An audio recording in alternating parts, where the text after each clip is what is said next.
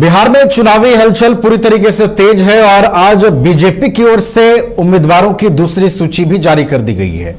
BJP की दूसरी सूची में 12 उम्मीदवारों के नाम हैं, जिनमें से अगर आप प्रमुख नामों को देखें तो बीते दिन ही भाजपा में शामिल हुई लोक गायिका मैथिली ठाकुर को अलीनगर से बीजेपी ने अपना उम्मीदवार बनाया है, तो वहीं आईपीएस आनंद मिश्रा को बक्सर से पार्टी ने चुनावी मैदान में उतारा है। क्या कुछ बड़ी बातें हैं इस दूसरे सूची की और कितना प्रभावशाली ये जो दूसरा लिस्ट है भारतीय जनता पार्टी का वो नजर आ रहा है, क्योंकि केंद्रीय चुनाव समिति जो है भारतीय जनता पार्टी की तमाम फैक्टर्स को ध्यान में रखते हुए उम्मीदवारों का चयन करती है और पहली लिस्ट आती है, फिर दूसरी लिस्ट भी अब आ गई है, तो धीरे धीरे अपने पत्ते अब भारतीय जनता पार्टी पूरी तरीके से खोल रही है। इस वक्त हमारे साथ हमारे स्टूडियो में वरिष्ठ सहयोगी राकेश रंजन जी भी हैं, उनसे इस दूसरे लिस्ट को समझेंगे कि जो नाम दूसरे लिस्ट में नजर आ रहे हैं क्या इनके पीछे रणनीति है, क्या मंथन हुआ होगा और कितना प्रभावशाली ये दूसरा लिस्ट है। राकेश जी, अगर दूसरे लिस्ट को देखें 12 उम्मीदवार हैं, इसमें मैथिली ठाकुर अलीनगर से प्रत्याशी बनी है, आईपीएस आनंद मिश्रा को बक्सर से पार्टी ने उम्मीदवार बनाया है। कैसी ये दूसरी लिस्ट कितनी प्रभावशाली दिखाई देती है? देखिए, कल बीजेपी ने 71 प्रत्याशियों की पहली सूची जारी की थी और आज जो है 12 लोगों की सूची है, तो कुल मिलाकर अगर आप देखें तो 83 प्रत्याशियों की घोषणा बीजेपी ने कर दी है और अब 18 प्रत्याशी और बचे हैं। अगर 101 सीट जो है उनको मिले हैं उसमें अगर आप इस दूसरी सूची को देखें तो जो कुछ खास चीज़ दिखती है, एक पहली चीज़ तो ये दिखती है कि मैथिली ठाकुर जो कि फेमस सिंगर हैं उनको बीजेपी ने टिकट दिया है। तो एक तो ये है कि एक आप जो एक सेलिब्रिटी की एंट्री जो है वो होती हुई दिखी है। आज जब आप इसमें दूसरी चीज़ देखिएगा तो वो दिखेगा कि बीजेपी ने अपने 4 विधायकों का टिकट इस सूची में काटा है। मतलब ये जो 12 प्रत्याशियों की सूची है इसमें 4 विधायक अपनी जगह सुरक्षित रख पाने में असफल रहे हैं, उनके टिकट कट गए हैं। अब सबकी अलग अलग वजह है, कहीं उम्र आड़े आ रही है तो कहीं प्रदर्शन मायने रखता है और कहीं एंटी इनकम्बेंसी भी देखी गई है। इन सारी चीज़ों के आधार पर प्रत्याशी घोषित किए गए हैं। इसके अलावा बीजेपी ने जेडीयू से एक सीट ली है, हालांकि वो जेडीयू की जीती हुई सीट नहीं रही है।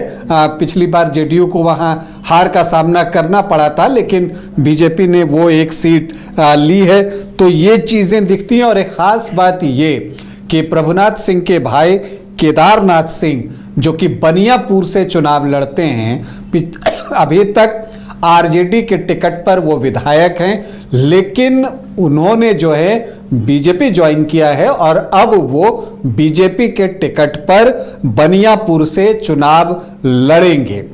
अब एक सवाल ये भी उठता है कि केदारनाथ सिंह ये संभावना व्यक्त की जा रही थी कि वो जेडीयू की तरफ शिफ्ट होंगे, लेकिन वो बीजेपी में आए हैं। तो इसकी एक वजह जो मुझे दिखती है, चूंकि प्रभुनाथ सिंह के बेटे रणधीर सिंह जेडीयू के टिकट पर मांझी से चुनाव लड़ने वाले हैं, इस बात की पूरी संभावना है।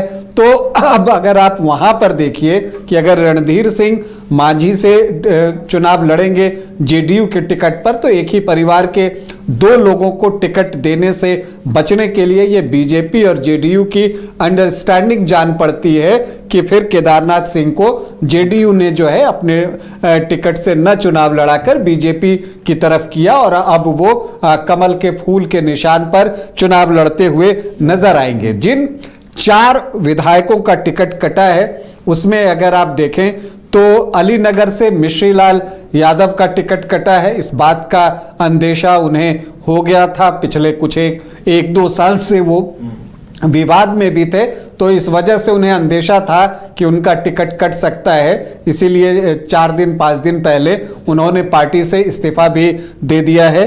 तो वहाँ से मैथिली ठाकुर जो है वो प्रत्याशी बनाई गई हैं। हमने जब सीट स्कैनर कार्यक्रम किया था उस वक्त भी हमने बताया था कि मैथिली ठाकुर अलीनगर से ही चुनाव लड़ेंगी, वो बेनीपट्टी से चुनाव नहीं लड़ेंगी और एग्जैक्टली यही चीज़ हुआ भी।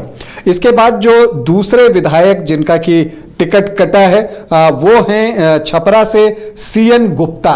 सीएन गुप्ता उम्र उनके आड़े आ गई है और इस वजह से उनका जो है वो टिकट कटा है और उनकी जगह जो है छोटी कुमारी को प्रत्याशी बीजेपी ने बनाया है। जिप पूर्व अध्यक्ष हैं वो और उनको जो है बीजेपी ने अपना प्रत्याशी यहां पर घोषित किया है। इसके अलावा जो अगर हम और नाम की बात करें जिनका टिकट कटा है तो कुसुम देवी जो है गोपालगंज में बाई इलेक्शन में बीजेपी के टिकट पर चुनाव जीती थी, लेकिन उनका टिकट भी कट गया है और उनकी जगह सुभाष सिंह को टिकट दिया गया है जो कि जिप अध्यक्ष हैं, तो उनको जो है यहां से चुनावी मैदान में उतारा गया है। तो यहां पर अगर आप देखिए और एक और नाम जो सामने आ रहा है वो नाम आ रहा है ज्ञानेंद्र सिंह ज्ञानू का। 4 बार के विधायक हैं, 2005 से लगातार वो बाढ़ से चुनाव जीत रहे थे, लेकिन इस बार शुरू से चर्चा थी, इस सीट पर कई लोगों की नजर थी, लेकिन जिनके नामों पर कयास लगाए जा रहे थे उनसे अलग हटकर जो है बीजेपी ने टिकट दिया है। यहां बाढ़ से डॉक्टर सियाराम सिंह को बीजेपी ने टिकट दिया है। पूर्व जिला अध्यक्ष हैं बीजेपी के और बाढ़ के प्रसिद्ध डॉक्टर भी हैं डॉक्टर सियाराम सिंह, तो उनको बाढ़ से बीजेपी ने चुनावी मैदान में उतारा है। तो ये वो 4 विधायक हैं जिनके टिकट कटे। अब उनकी जगह पर कौन लड़ेंगे और वो क्या है उनका बैकग्राउंड ये भी मैंने आपको बताया। अब आपको बता दूं कि जेडीयू से बीजेपी ने जो एक सीट ली है वो अगियाओं की सीट है।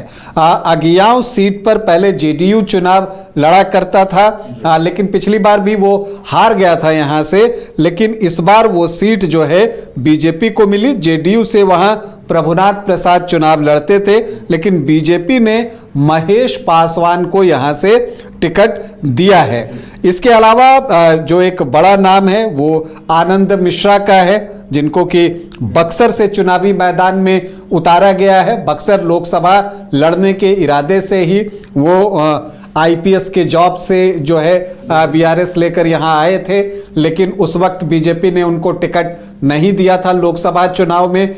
तब जो है मिथिलेश तिवारी को टिकट मिला था और वो निर्दलीय उतर गए थे और वहां पर बक्सर लोकसभा चुनाव में हार जीत का मार्जिन बहुत कम रहा था और बीजेपी की हार में आनंद मिश्रा भी वहां एक वजह बने थे, लेकिन अब उनको जो है ये एडजस्ट कर लिया गया है और वो बक्सर की सीट से जो है चुनावी ताल ठोकने की तैयारी में हैं। एक दिलचस्प नाम जो है शाहपुर विधानसभा से आया है। देखिए यहां पर पिछली बार बीजेपी ने मुन्नी देवी को प्रत्याशी बनाया था, लेकिन वो तीसरे स्थान पर रही थी और जो निर्दलीय चुनाव लड़ रही थी शोभा देवी वो दूसरे स्थान पर आ गई थी।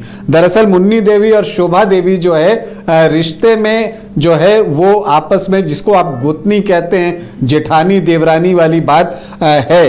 तो इस बार जो है दोनों में से किसी को टिकट नहीं मिला है। शोभा देवी और विशेश्वर ओझा के बेटे राकेश ओझा को इस बार बीजेपी ने अपना प्रत्याशी शाहपुर से बनाया है, मतलब शोभा देवी के बेटे को इस बार शाहपुर से टिकट मिला है। सोनपुर से विनय कुमार सिंह पर एक बार फिर से भरोसा जताया गया है। पिछली बार भी वो लड़े थे और कई बार से लड़ रहे हैं वो सोनपुर से, लेकिन जो है पिछली बार वो हार गए थे। इस बार बीजेपी ने उन पर फिर से भरोसा जो है वो जताया है। इसके अलावा केदारनाथ सिंह के बारे में चर्चा हो गई।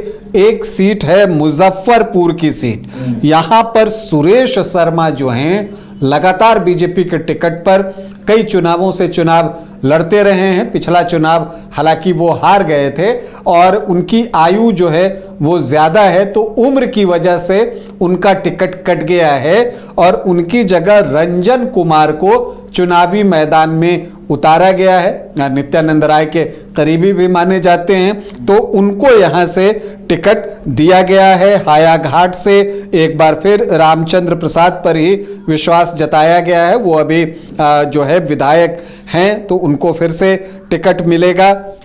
रोसड़ा सीट, इसकी बहुत चर्चा थी कि रोसड़ा जो है LJP-R के खाते में जाने वाली है, लेकिन ये बीजेपी ने अपने पास ही रखा है और अपने सिटिंग विधायक वीरेंद्र कुमार को ही चुनावी मैदान में उतारा है। तो ये 12 प्रत्याशी जिनके बारे में मैंने आपको बताया कि क्या कुछ रीजन है उनका नाम होने का या नाम कटने का, इसमें 2 महिला प्रत्याशी हैं, मैथिली ठाकुर और छोटी कुमारी। तो अगर आप देखें तो जो आपको कल जो लिस्ट आई थी बीजेपी की, अगर उसमें आप देखें तो जो महिला प्रत्याशी थी वो 9 थी, उसमें से अब 2 और जोड़ दीजिए तो जो अब तक 83 सीटें घोषित हुई हैं उसमें 11 महिलाओं को अब तक बीजेपी ने टिकट दिया है। अगर टिकट कटने की बात करें तो पहली लिस्ट में 11 विधायकों का टिकट कटा था, आज की लिस्ट में 4 विधायकों का टिकट कटा है। तो अब तक कुल मिलाकर 15 विधायकों का टिकट जो है बीजेपी ने काट दिया है। अब उनकी एंटी इनकम्बेंसी की वजह से, उनकी उम्र की वजह से, प्रदर्शन की वजह से, तो अलग अलग कारणों से जो है वो टिकट कटे हैं। अब जो 83 हो गए तो अब 18 प्रत्याशी और बीजेपी घोषित करेगी। आज जेडीयू ने भी प्रत्याशी जो है अपने घोषित कर दिए 57। तो धीरे धीरे एनडीए जो है वो अपने प्रत्याशियों की लिस्ट जो है लगातार जारी करते हुए जा रहा है और फिर से वो चुनावी मोड में आ जाएगा। चलिए, तो बीजेपी की दूसरी लिस्ट आ गई है और अब तक 2 लिस्ट में बीजेपी ने उम्मीदवारों की घोषणा कर दी है। 18 और उम्मीदवारों की घोषणा बीजेपी की ओर से की जानी है। जेडीयू की ओर से भी पहली सूची जारी कर दी गई है। लोजपा रामविलास की भी पहली लिस्ट आ गई है। तो अब धीरे धीरे करके जो एनडीए के अंदर जो पार्टियां हैं वो उम्मीदवारों पर से स्थिति स्पष्ट कर रही हैं। बीजेपी की तीसरी सूची का इंतजार रहेगा। बहुत बहुत धन्यवाद राकेश रंजन जी, आपका हमारे साथ जुड़ने के लिए, तमाम जानकारियां देने के लिए।